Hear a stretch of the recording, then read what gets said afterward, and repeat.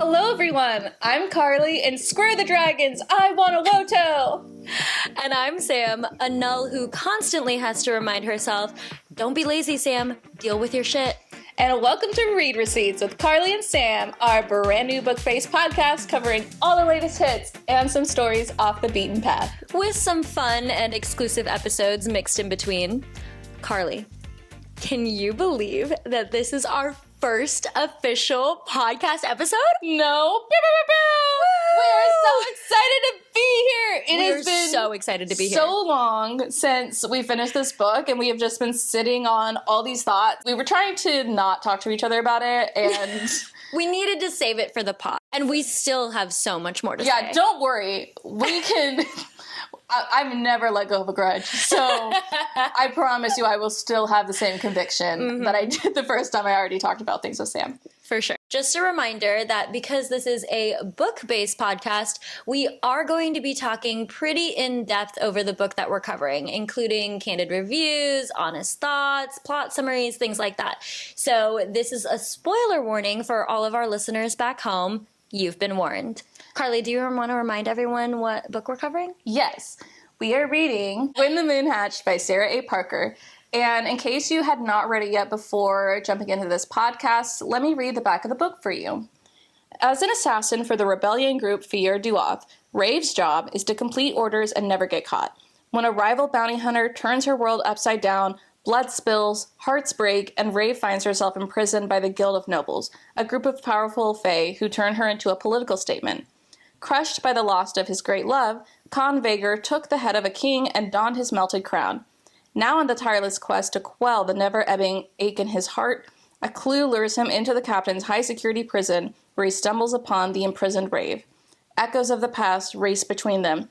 There's more to their story than meets the eye, but some truths are too poisonous to swallow. Dun, dun, dun. So, if that sounds interesting to you, pause, read the book, and come back. If not, we're going to continue with our thoughts.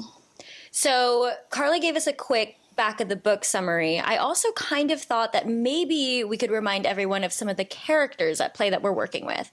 So, obviously, we have Rave slash Elowen. They're the same person!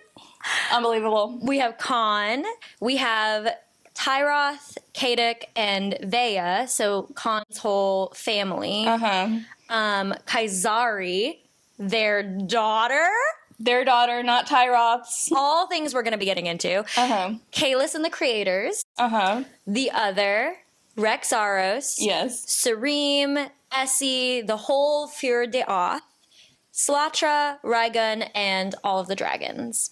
Yeah. So we have a lot of characters, actually. Before we jump into some of the bigger details of the book, let's go ahead and start with a overarching book review. Sam, do you want to start? What did you think of the book? I gave it a 3. So pretty in the middle. Honestly, I thought the world building was incredibly detailed. It was very unique, especially to the time and the space that we live in now. It really made me feel like this was a completely different world, you know? But I will also say on that note that a lot of the descriptions were so specific that sometimes I felt like they left a lot more questions than answers. I feel like when you create an entirely new world that's so different from this one, you really have to be careful with all of the new things that you're putting in there because so many little things can slip through the cracks. And so I feel like that happened with quite a few things in this book. And I think primarily that's why I gave it 3 stars over 4 or 5. I started out.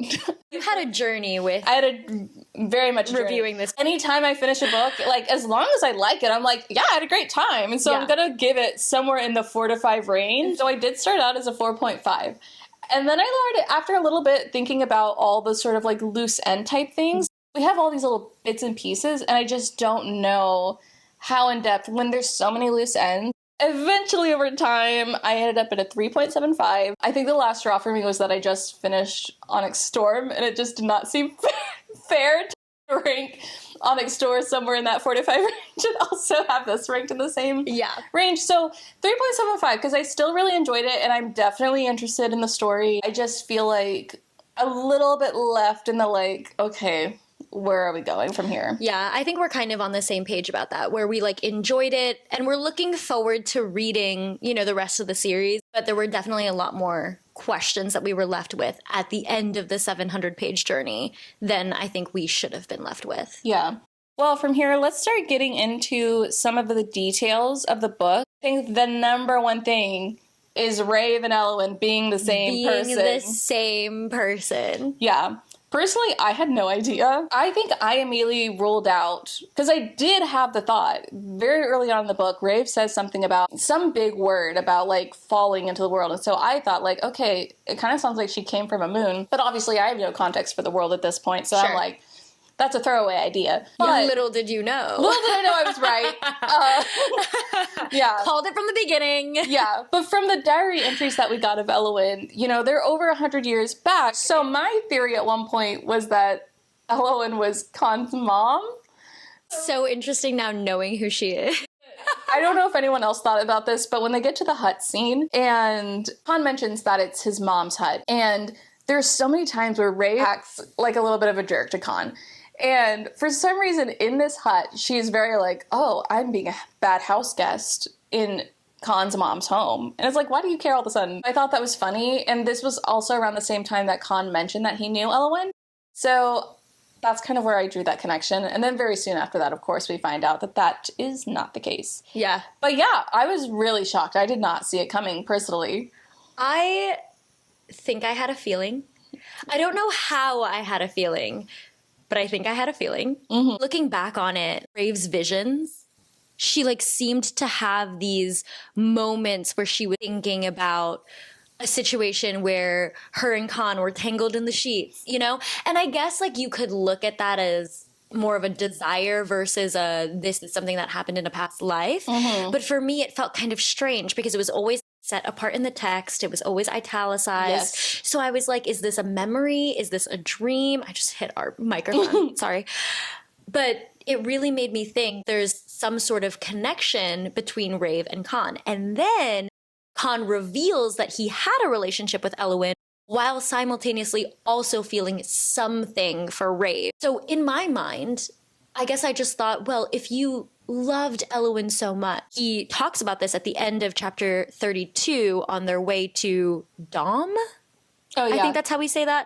The burn capital, where he tells Rave, I had been mourning someone I loved very much. Her name was Elwyn, and she died. He made it seem like he really had these big feelings for her. So I thought that there must be some sort of connection between how he's feeling for Rave and how he's feeling for Elwyn. And then at the end of chapter 35, at Khan's mother's house, in the middle of the night when Rave goes downstairs to kind of get it on with Khan, he tells her that he doesn't want a meaningless release. He says that she's not going to find that with him. And he gets very like upset and angry about it. Mm-hmm. And so in my mind, all of these clues led me to believe that Khan feels something for her, but it's not physical. Uh-huh. And he admits that he's only really ever felt that for one other person, and that was Elwyn. Yeah. And somehow, in my mind, I was like, they're the same person. Yeah. I also noticed all those same things in terms of, like, clearly, like, Rave and Khan used to have a relationship.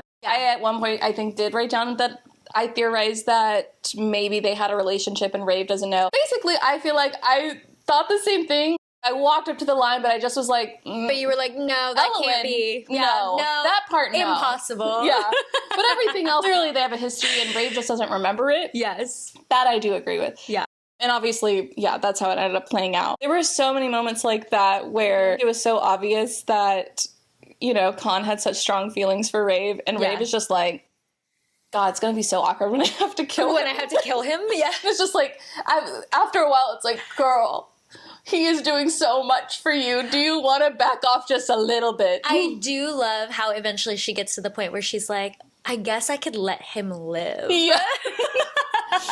I also want to get your thoughts on the other, because I have a lot of thoughts. Okay, yes. What are your thoughts? So, my theory is, sorry, I'm so excited about this because... I read the book once and then I skimmed through it twice to pick up on all these little clues. Okay. Because I firmly believe that the other is Slatra.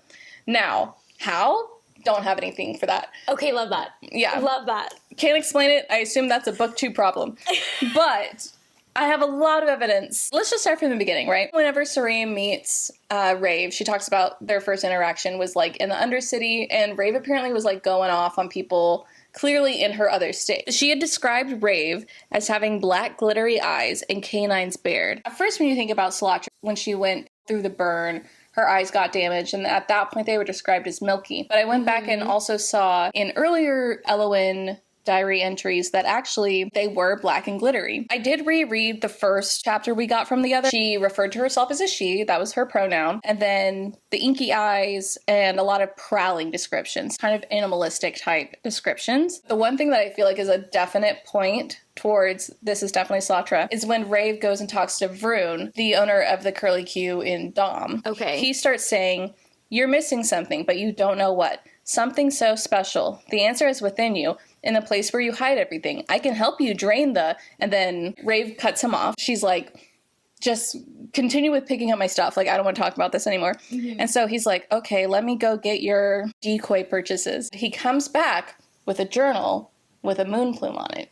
Yes. Okay. Yes, I do remember that. And I feel like that is his way of signaling, Like a sign, like, hey. Yes, like, you're not willing to accept it, but here's kind of what I'm talking about. After that, there's not really a whole lot of mention until we get the last other chapter, and then we get a lot of description. She says that the other understands loss, death, and pain differently from Rave. She also calls Rave a hatchling. When Rex says, "You're dead," she says, strictly speaking, he's not incorrect. She also says she sways towards the fire with animalistic grace, referring to how Rex protected Lyri's eyes, Lyri being the other moon plume that he rode into Dom on and did not protect her from the sun. The other says, "A small mercy that was not bestowed upon herself many cycles ago." Oh, I must have missed that. Yeah. She also says to Rex at one point, "Though you may not have understood Lyri's pain sounds, I did. I'm here to show you exactly how she felt." And then the last line she says in that chapter, I think, is, "Do you know how it feels for a moon plume to scald in the sun's harsh rays? A bit like this." And then she scalds him with the, like, poker or whatever. So that is all my support for Cilatra being the other. Again, I don't fucking understand how. Yes, I could be convinced. I also don't know how, but I could be convinced. Yeah. To be honest, I didn't really give this that much thought. I really was like, the other, probably Eowyn, because Rave is Eowyn and Eowyn is Rave. They're the same person, so the other is clearly Eowyn. Yeah. Based off of vibes and vibes alone. I feel like that last one, because there's so much specific references to Lyri, whatever her name is. Yes. I feel like that's where it was really see that, wait a second. I see that for sure now that you are saying all of this. I did not give it much of a thought, but I could be convinced. Speaking of Rexxaros and kind of the other chapter, how did you feel about his death scene, or just him in general? I actually do have a few thoughts about Rex, because honestly, when we first get introduced to him, I think it's reasonable that we could have thought he's just a guy doing his job. Yes, he is hunting Rave, but Yes. he's he's a bounty hunter. This is just his job. He doesn't know her. He probably doesn't care what necessarily what he's done. It's just business. Yeah, it's business. Yeah. I thought it was really funny just in general throughout the book that anytime Rave started to come anywhere near thinking about her past, or anything that made her slightly uncomfortable, she's like, "I just need to kill Rex." Throughout the entire book, there was so much, I need to find Rexxaros. Yes, I need to kill him. That is what I meant to do. This is my purpose in life. She really turned it into, like, her life's mission. Yeah, and I did think it was really satisfying that this book did end with his death. It had to. Yeah. It had to end that way with Rave just constantly, "I have to kill Rexxaros. I have to kill Rexxaros." I love that he ended up coming to Dom, so that way it was like, oh no, he's here. Obviously, once he arrived in Dom, it was like, okay, he actually is a jerk. Yeah. Especially his point of view. The fact that he was already thinking about killing the guy that carried him on his dragon so that way he could take his dragon and all this stuff. We'll say in Rex's favor, he said nothing better than a hot meal and a good show to get you in the mood for eating pussy and spilling blood. I'm like, well, at least he eats pussy. Oh my gosh. So he gets 1 point. Like, he's really just out here being a man, you know? Yes. He is the epitome of just, like... Male. toxic masculinity. The way that he talks about Kaisari, too. She runs because she knows I love the chase. And it's like, what the fuck? Yeah. Why do you think this has anything to do with you? Yes. Wreck sucked. Rek is definitely a character in his own league. I choose Kalis over Rek any day. Okay, but we still don't know if Kalis is good or bad. Okay, what are your thoughts on Kalis? Let's run through this. I have a lot. I really don't know. I could see it really going either way. The description that we get from the perspective of the other creators is that Kalis is jealous and basically a lot of negative things. They blame him for the moons falling out of the sky. But we only get their perspective. So I could really see it going either way, that it's like, yeah, they're right. Or he's misunderstood. It's an option. I would like to believe that he is misunderstood, honestly. I think I do. I can fix him. You can fix him. Girl, you know like 3 sentences worth of this man, and you're like, and I'm hooked. I will die on this hill. I get it, Kaisari. Listen, is Kalis good? Is Kalis bad? It really could go either way. The creators in the prologue are very adamant that Kalis is a manipulative being. That it's his fault, all of this stuff is happening, the moons are falling, and all of this chaos is happening, and that's why they have to create the Ether Stone. But it's also only from their perspective. Kalis was there before any of them were there. Maybe he's like, I opened up my home to you. From the beginning, they said that like he was lonely, and so he allowed for the other creators to come in. Yeah. And do their thing. He just wanted friendship. Yeah. What if he wasn't ever jealous? Not in like a vindictive way. Yeah. It's just like, I wish I had the same ability as them. Yes. And then also on top of that, maybe because there really isn't that much we understand about Kalis's ability, at least on my end. I don't know if you feel like you understand it more. No. But I mean, the other creators are a little bit more self-explanatory, right? They're like elementals. They have elemental powers. But Kalis is just this void, this like space. Yeah. So I think it's also possible that he didn't know the weight of his power. Maybe all of these creators coming into his space affected his power a lot more than he thought it would. Maybe he just is misunderstood. He didn't mean to make the moons fall out of the sky. Yeah. I really think at the end of the day, there has to be something that Kaisari knows about Kalis that we don't. I feel like her admitting to Khan that, you know, she's in love with him, there has to be something that he said or did that made her believe that he's someone worth saving. And could that have been manipulative? Sure. I think he's misunderstood. And I'm ready to get into it in book 2. I think I'm leaning more towards that he's misunderstood. Either way, Kaisari knows something that she's not telling us. Yes, because I will point out this line. Khan says, I know he's in that thing for a reason, that your family line was blessed with the power to contain him for a reason. And then Kaisari looks guilty. That's the description that's given. And he says, what do you know? She goes, nothing. And then that's kind of around when she leaves. The implication from Khan's perspective is that there's some piece of knowledge that she's hiding. I'm super curious about that storyline and where that's gonna go. Speaking of hiding something, Kaisari being Khan and Eluin / Rave's daughter being hidden from literally everybody in that small little family? Yes. I was so blown away. Same. I did not consider that even. Yeah. It makes it very interesting when you think about the whole fate herder. Does this really mean that Kaisari and Kalis are like going to help Tether? Or maybe not Kalis, but like if the fate herder was supposed to help whoever they were hurting to eventually have offspring that were going to help tether the moons to the sky, is Kaisari that offspring? I'm still obsessed with that revelation. Yeah, it really was a revelation. And looking back on it, it's something that I thought maybe I should have considered at some point, because obviously we know that Khan and Eluin had relations. Yes.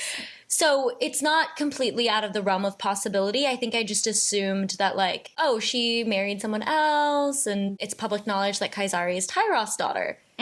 But no. No. And what does that mean moving forward if/when Khan finds out? Right? And if/when Rave finds out. Yeah. If/when Kaisari finds out. When anyone finds out, because right now the only person who actively knows is Vaya. So that is going to be really interesting, because now that's a whole thing on her shoulders. Like, what is she going to do with that information? Book 2, baby. Book 2.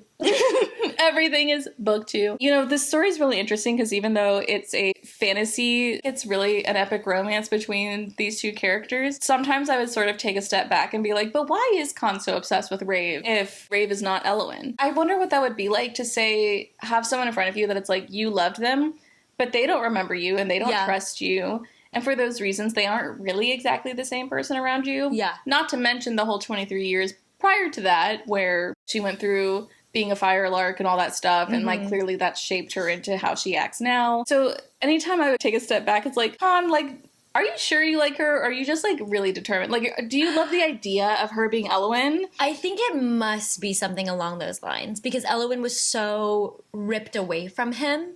Yeah. You know? And I mean, it was her choice, right? Because she chose to leave him to protect their unborn daughter. Yeah. And marry Tyroth, move back to the Shade, all of that. But I think because it felt so sudden for him on his part to have even this option of her being alive, I think that's what he's holding on to. Yeah. Yeah, I do really love, I don't know if I have the line. This is after he shows her Slaughter's moon. He's like, go off and follow your bloodlust, and I hope that it brings you the same satisfaction that it does me knowing that you're alive, that you exist, or something like that. And it's just like, how come it's always, I love you, and never, I have so much satisfaction knowing you're alive? yeah! That line really killed me. Yes. And it is really beautiful the way that Rave really ends up over time letting down those barriers. She can see the past that she had with Khan, even though there's a little bit of conflict there, because it's like, I'm not Elowen, though. Yes. Like, I can't really have that exactly, but she does eventually allow for herself to have at least something. And I don't think she's fully there,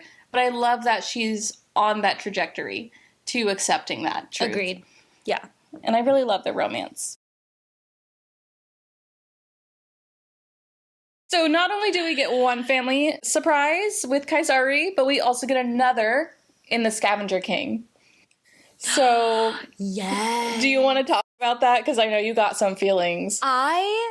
Honestly, I'm not going to lie to you, Carly. I completely forgot about that. I remember reading it and thinking, that's kind of out of nowhere. Mm-hmm. I think I was just so focused on like everything else that was going on in the book that it felt like an afterthought. But now that you bring it up, I do have a lot of thoughts about this. And I will say, I think this is one of the main reasons, and I think I talked about it a little bit at the beginning of the podcast. It's one of the main reasons that I gave this book a lower score versus a higher score, despite still enjoying the story and enjoying the world. I think this falls under plot holes, loose ends, things that don't really make sense because I hated it.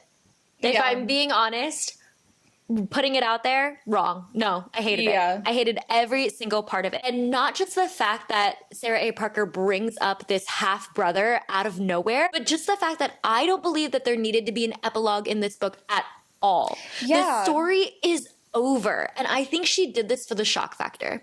Yeah, I kind of agree. I think she did this to bring readers back in for the second book that she's been planning to release this whole time. Because if it really mattered, then she would have written this character into the book. It kind of just read weird because he's like, and actually they don't know that I am the secret half-brother. It just was kind of like a weird info drop. Such an afterthought. In my mind, because Kaisari is here, and it feels like the most important aspect in terms of this story is that we find out that Kaisari is the one who wrote Ni. Yes. And I do love that we get that resolution. Yes. For that reason, I think it would have been interesting if this actually was an epilogue from Kaisari's point of view. I don't think we needed to know that he's related We didn't need this. Bigger family. We didn't need this. And if she had wanted to do this, if Sarah A. Parker had wanted to do this is a second book thing. Yeah. This shouldn't have been an epilogue because we should have had the time to analyze the imprisonment of Kaisari and to analyze what it means for her to be in the same pits that Rave, who we now know is her mother, was in and like made a name for herself in and escaped. Yeah. You know, that would have been more pertinent information to put in an epilogue if Sarah A. Parker really wanted to have an epilogue, not this whole half-brother business. Yeah, this would have been really interesting to find out through the process of book 2. Yes. At first it's like, who is he? And then it's like, oh, he's the Firelight guy. Okay, that's bad. And then, hello, second reveal, he's actually a secret Vaegir and thinks he has a claim on Khan's crown. Like, oh shit. That just seems like a whole lot of book plot that could have been used and we're just slapping it and here we're just, in an epilogue. just like as an afterthought, really just just like something, oh yeah, I'm just gonna put this in here. This is not exactly what I care about. What I care more about is how did Rave end up in the pits? How did Kaisari end up in the pits? I don't care about who this guy is. Same thing with like, okay, cool, we found out that Rave and Elowen are the same person.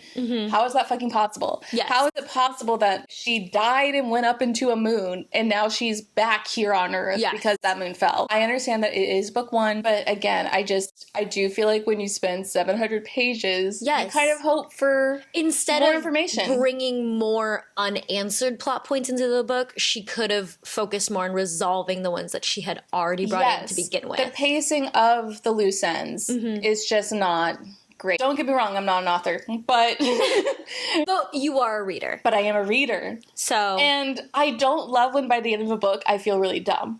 Half-brother things aside, now that we're talking about character backstories and backgrounds, I want us to kind of touch a little bit on the Jokul clan and the Fate Herder scene. I really want to get into it because I think of all of the descriptions that Sarah A. Parker puts into her books, this was one of her better ones. Yeah. Like the culture, the traditions, the people. I don't know how you felt about it. This was easily the most exciting part of the book and the most action and the most insanity. With every passing moment, it just gets crazier and crazier. Like, why did that Kulk have to die? Yeah. Why do we have to wear its blood? Yeah. All of their values were so different, but also at the same time, I guess you could argue that maybe they weren't most accommodating for the difference in values, but I did like the part where Brave is showing that she is not happy with it. She's not about it. And she's kind of like, I don't understand. Are you not happy with these options? So you're going to have a man and then you will have offspring. Okay, but I don't just want a random ass guy. Yeah. So Rave says something, fights back in her own way. And then Seiza says, I understand. We cradle different values. I apologize for overstepping. And I was like, how easy was that? It was very mature. Yes. And I feel like that's how a lot of people should handle their differences in value. Yes. It's like, I'm sorry. This is what matters to me, but clearly it doesn't matter to you. Right. And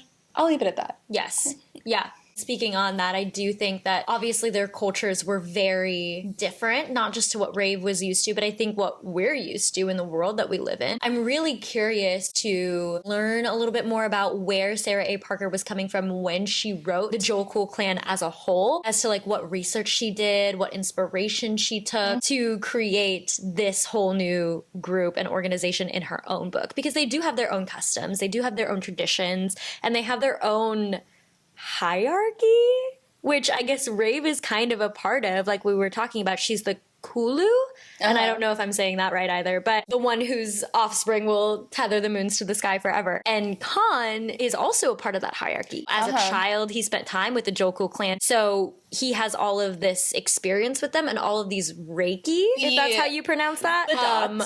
The dots on his back to show all of the victories that he's won. So there's a lot going on there with the Jokul clan and their background. I do really want to talk about the Fate Herder aspect of it. Love the Fate Herder. Such a fun little lot tool. This is just what's supposed to happen, guys. Yeah. Like, the animal said it, and he's going to be mad if you try to go against it. Yeah, it is what it is, my man. I do think it's really interesting that the implication, according to this prophecy, is that the Fate Herder is going to bring Kolu to this tribe, and that Kolu is going to produce offspring that will tether the moons to the sky. It's really interesting to think about what exactly the purpose of the Fate Herder is, in the context knowing that Kaisari is actually Khan and Rave's daughter. Like, is the Fate Herder actually kind of just bringing her here so that way Khan can more easily find her? Is it sort of a commentary on how they're meant to be together, playing into the epic love story that they have going on? But then once you know about Kaisari, is Kaisari actually the offspring that is going to fulfill this prophecy? That's where I do kind of have a theory that if in the case that the Fate Herder is here to affirm that Kaisari is going to tether the moons to the sky, I think that Kaisari is going to successfully free Kalis, and I think it will kill her, but they'll go up into the sky together to be happy and thus ensuring that the moons stay in place. I see. Maybe the reason why the moons were falling, maybe the emotions are kind of causing the moons to fall because he's a little upset. Okay. And so if he's happy with his Kaisari, then maybe everything will be fine.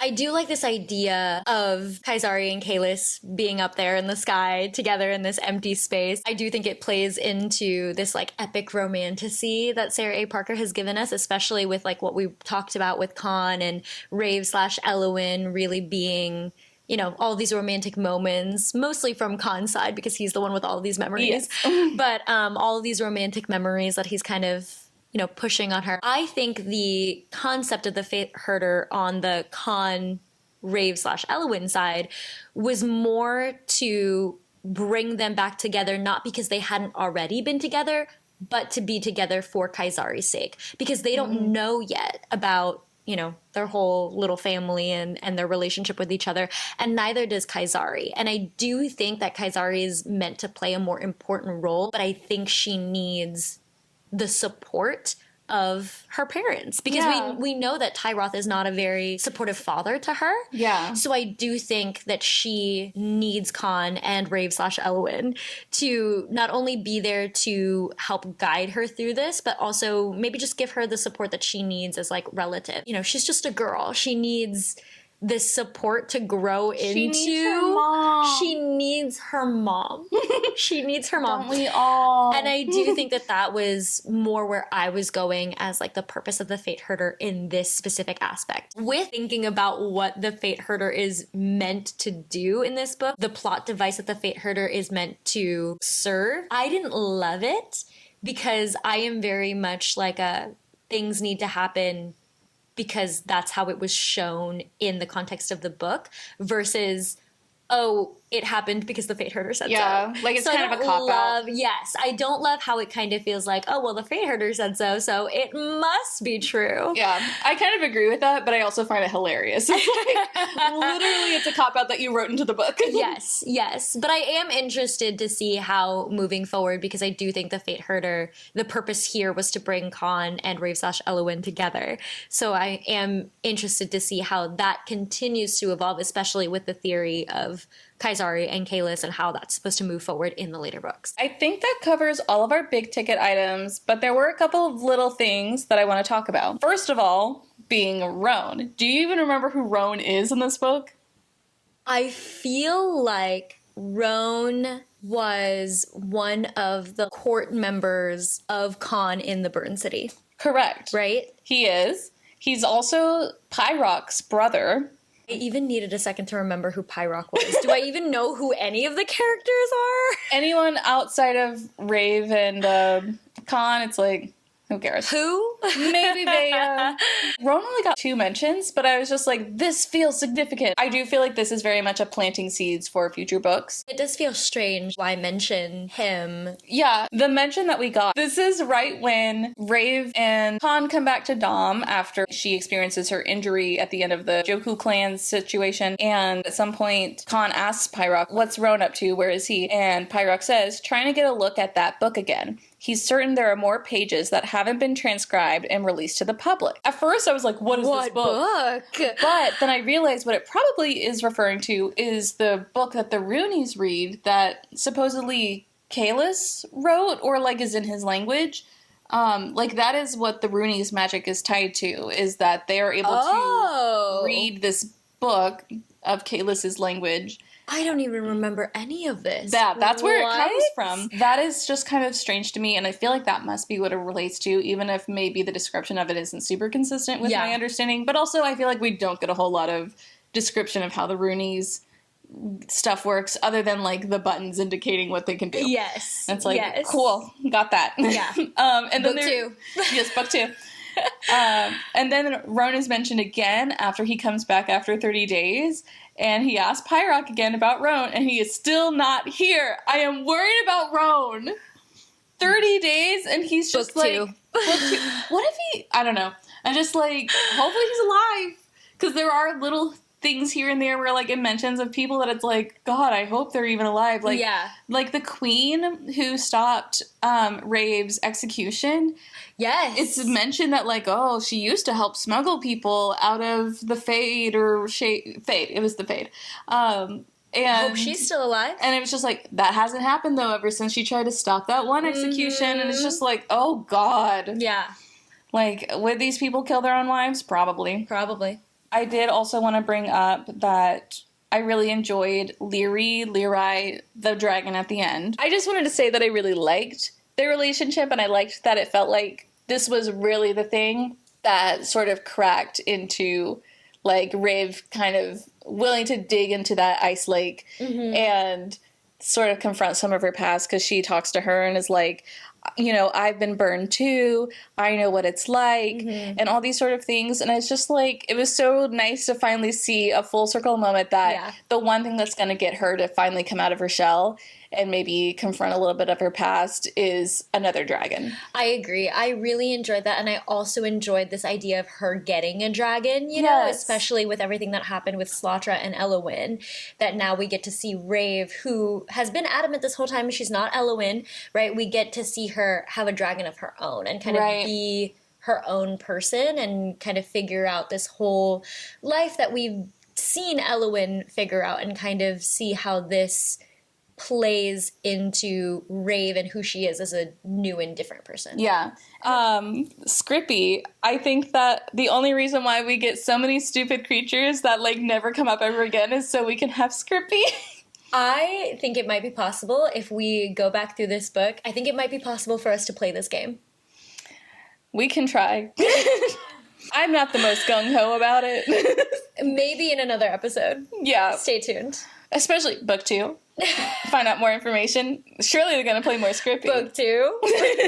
I think there's potential for us to actually be able to play this game. And I think there's a lot of potential for Sarah A. Parker to release this as merchandise. Like, imagine, you know, she comes up with a full rule book, actually comes up with cards, gets them really, like, artistically, like, well-designed. There's a lot that can happen here. Sarah A. Parker. Yeah, please. There's a lot that can happen here. Yeah. The last little thing I wanted to talk about is Vea's bangle. I feel like there's a lot of information about this bangle is gonna come up later, because she said that she's certain that it had something to do with the reason that she had a blank spot the size of 30 Aurora cycles smudged in her mind.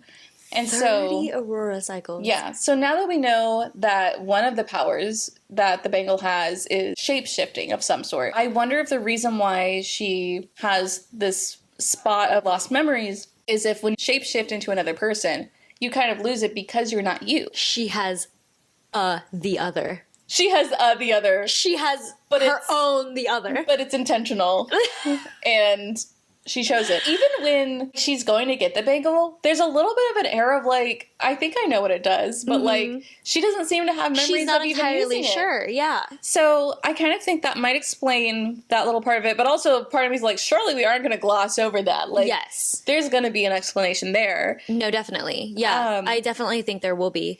And I mean, honestly, now that we're talking about all of these little things, like, it really goes back into what we were saying about like loose ends too. There's a lot of information in this book that surely we have to get back to in book 2. Yeah. And most important loose end, in my opinion, where is Rook? Where is Rook? Justice for Rook. Justice for Rook. I adored this little weird creature man that I pictured as the most horrible CGI, like Sonic the Hedgehog levels of OG Sonic from before they fixed it.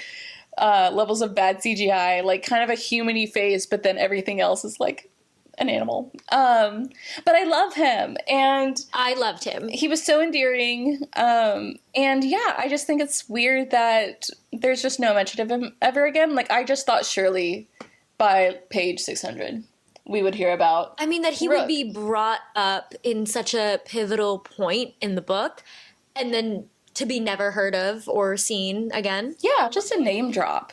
Just something. Something for my boy. Something. Yeah. There is a second book slated for the end of this year, so maybe we'll get all of our answers then. And I sure hope so, because I need answers. You know what I need, Carly? What? I need to know what our next book is. Well, let me tell you, this is a book I need us to talk about, Sam. We are going to be covering the highly anticipated third book in the Empyrean series, Onyx Storm by Rebecca Yarros. And I think this book's reputation speaks for itself. If you're into battle briefs, betrayals, and shadow-wielding book boyfriends, then this book series is for you. Our Onyx Storm Book Club episode comes out Tuesday, March 25th, but we do have another episode, an off-the-shelf episode, coming out Tuesday, March 11th, so make sure to stay tuned for that. Thanks for listening to the first full episode of our soon-to-be-hit podcast, Read Receipts with Carly and Sam. All of the content that you hear in this podcast is curated, recorded, and edited by us truly, with special thanks to the authors of the books that we cover and picks Pixabay for the music that we play. Make sure to subscribe to the podcast wherever you like to listen. And for more of our content in between shows, you can follow us at the Read Receipts Pod on Facebook, Instagram, and TikTok. We read all of your comments and we love all of your likes, so please, please, please follow along. Until our next read, bye!